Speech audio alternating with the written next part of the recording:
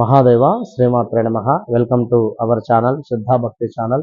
మైత్రేయ ముహూర్తము అనేటువంటిది మనము ముందుగా ఇంట్రడ్యూస్ చేసినటువంటిది. కేవలం ఇప్పుడు శ్రద్ధా భక్తిలో చెప్పడం జరుగుతూ ఉంటుంది కనుక మరి యొక్క మైత్రేయ ముహూర్తానికి సంబంధించి ఎవరైతే అప్పుల ఊబిలో కూడుకుని ఉన్నారో, అప్పులతో సతమతమవుతూ ఉన్నారో, చేబదులు కావచ్చును, లేదా గోల్డ్ రిలేటెడ్ ఇబ్బందులు కావచ్చును, బ్యాంకులో కట్టాల్సినటువంటి గోల్డ్ లోన్స్ కావచ్చును, లేదా ఎక్కడైనా ఎవరి వద్ద నుండైనా కూడా మీరు తీసుకున్నటువంటి చేబదులు కావచ్చును, ఎలాంటి అప్పుల నుండైనా కూడా ఒక 3 సార్లు ఈ యొక్క మైత్రేయ ముహూర్తాన్ని వినియోగించుకోవాలి.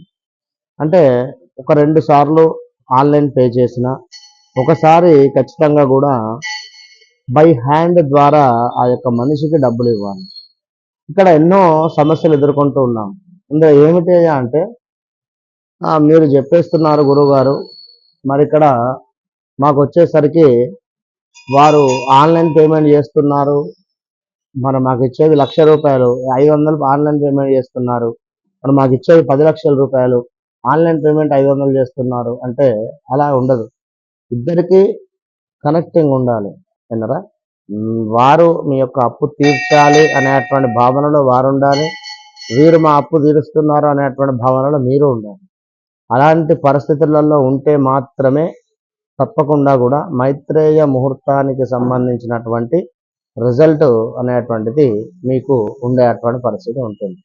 ఇక ముఖ్యంగా ఏమిటి అంటే ఎక్కడో మీరు బదులు తీసుకొని ఉన్నారు, 1,00,000 లేదా 10 లక్షలు, దానికి సంబంధించి ఆ యొక్క వ్యక్తి ఎవరైతే ఉన్నారో మీకు అందుబాటులో లేరు అనుకున్నట్టయితే, లేదా మీకు ఫోన్పేలు గూగుల్ పేలు లేవు అని అనుకునేటువంటి సందర్భంలో అయితే ఖచ్చితంగా కూడా ఒక పేపర్ మీద మనం చెప్పేటువంటి యొక్క మైత్రేయ ముహూర్తం ఇప్పుడు 10వ తారీఖు ఉంది రేపు. మరి యొక్క మైత్రేయ ముహూర్తము చెప్పినటువంటి సమయంలో ఒక పేపర్ మీద వారి పేరు రాయండి. వారికి ఫలానా పేరు గల వ్యక్తికి నేను ఇంత అమౌంట్ ఇవ్వాలి, అందులో నుండి ఇంత అమౌంట్ ఇస్తున్నాను యూనివర్స్ పరమాత్మ అని చెప్పి రాసేసి, ఉదాహరణకు ఒక 5,000 ఇస్తున్నారు, 5,116 అక్కడ పెట్టేసి ఆ వ్యక్తి 2-3 రోజులకు తారసపడిన తర్వాత ఆ వ్యక్తికి అందులో నుండి ఆ 116 మీ దగ్గర పెట్టుకొని 5,000 తనకి ఇచ్చేసేయండి. లేదు ఆన్లైన్ పేమెంట్ ఉంది అనుకుంటే ఆన్లైన్ పేమెంట్ వారికి చెప్పండి, మైత్రేయ ముహూర్తం అని చెప్పి ఒకటి ఉంటుంది, దీనికి సంబంధించి ఒక 3 సార్లు అప్పు మీకు కట్టేటువంటి ప్రయత్నం చేస్తా, ఏదో ఒక రకంగా నాకు అమ్మవారు సహకరిస్తుంది అనేటువంటి విధంగా వారికి అర్థమయ్యేటువంటి విధంగా చెప్పి మీరు వారికి అమౌంట్ ఇచ్చేసేయండి. ఇక్కడ ఎవరైనా ఎక్కడి నుండైనా మీకు డబ్బులు రావాలి అన్నా వారికి చెప్పండి, ఫోన్ చేసి రేపు పలానా సమయానికి ఇంత అమౌంట్ మీరు మాకు ఫోన్పే కానీ గూగుల్ పే కానీ చేయండి అని చెప్పేటువంటి ప్రయత్నం చేయండి.